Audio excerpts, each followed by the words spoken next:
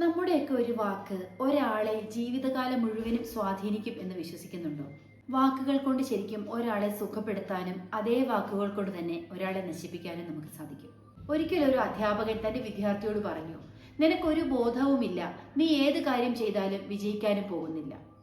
10 വർഷങ്ങൾക്കിപ്പുറവും ആ വിദ്യാർത്ഥി പുതിയ ഏതൊരു കാര്യത്തെ സമീപിക്കുമ്പോഴും അല്ലെങ്കിൽ പുതിയതായിട്ട് എന്തെങ്കിലും സ്റ്റാർട്ട് ചെയ്യുമ്പോഴൊക്കെ അദ്ദേഹത്തിന്റെ മനസ്സിൽ ഈ വാക്കുകൾ മുഴങ്ങിക്കേൾക്കുന്നതായി തോന്നി. ഇതൊരു സംഭവം മാത്രമല്ല, സൈക്കോളജിക്കലി നമുക്കിതിനെ ഇന്റേണലൈസ്ഡ് വോയിസ് എന്ന് വിശേഷിപ്പിക്കാം. സൈക്കോളജിസ്റ്റായ ഡോക്ടർ യഹൂദ ബെർഗ് ഇപ്രകാരമാണ് പറഞ്ഞു വെക്കുന്നത്: words are singularly the most powerful force available to humanity. വാക്കുകൾ എന്നത് മനുഷ്യർക്കുള്ള ഏറ്റവും ശക്തമായ ആയുധങ്ങളാണ്. ശാസ്ത്രം പറയുന്നത് എന്താണെന്ന് വെച്ചാൽ, ഒരാൾ തുടർച്ചയായി അവഹേളനപരമായ വാക്കുകൾ കേൾക്കുമ്പോൾ അദ്ദേഹത്തിന്റെ ബ്രെയിനിലെ അമിഗ്ഡാല ആക്ടിവേറ്റ് ആവുകയും അത് ഇമോഷണൽ വൂണ്ട്സ് സൃഷ്ടിക്കുകയും ചെയ്യുന്നു എന്നതാണ്. ഇമോഷണൽ വൂണ്ട്സ് എന്നത് നമുക്കറിയാം, ഫിസിക്കൽ വൂണ്ടിനേക്കാളും ഏറെ കാലം നിലനിൽക്കുന്നവയാണ്. ഡോക്ടർ ആൻഡ്രൂ ന്യൂബർഗ് നടത്തിയ പഠനപ്രകാരം പോസിറ്റീവ് വാക്കുകൾക്ക് ബ്രെയിനിലെ മോട്ടിവേഷണൽ സെന്റേഴ്സിനെ ആക്ടിവേറ്റ് ചെയ്യാനുള്ള കഴിവുണ്ട്.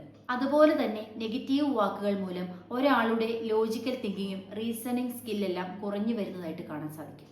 നാവിന് പ്രത്യേകിച്ച് ബോൺസ് ഒന്നും ഇല്ല എങ്കിൽ തന്നെയും ഹൃദയത്തെ മുറിക്കാൻ തക്ക പവർഫുൾ ആയിട്ടുള്ള ഒരു ടൂളാണത്. I love you, I believe in you, I care you, it's okay to make mistakes എന്നിങ്ങനെ കൈൻഡ്ഫുൾ ആയിട്ടുള്ള വാക്കുകൾ ഉപയോഗിക്കുന്നത് വഴി ഒരുവന്റെ കോൺഫിഡൻസിനെ ബൂസ്റ്റ് ചെയ്യാനും ഇമോഷണൽ സേഫ്റ്റി ഉറപ്പാക്കാനും നമുക്ക് സാധിക്കും.